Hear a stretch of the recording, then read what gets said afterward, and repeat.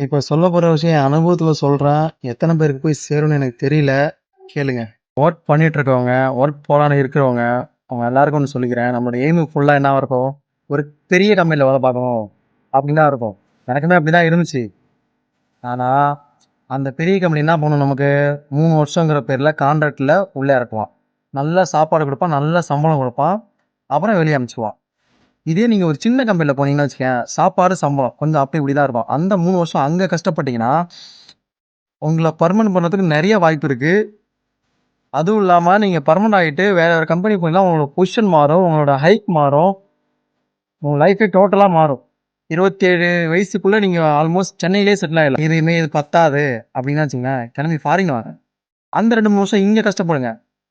இங்க அடுத்த ஒரு 5 வருஷம் உங்க லைஃபே டோட்டலா மாறிடும். அப்புறம் லைஃபே ஃபுல் செட்டில் தான் நீங்க. ஏன்னா, இப்ப நான் சொன்ன விஷயத்துல எதுவுமே நான் பண்ணல. அதனால தான் நான் அதெல்லாம் உங்ககிட்ட சொல்லிட்டு இருக்கேன். கிளம்பி வாங்க பார்த்துக்கலாம். உங்களோட கதைலாம் ரொம்ப சோகமான கதைங்க. முடிஞ்சா அடுத்த வீடியோ சொல்ல ட்ரை பண்றேன்.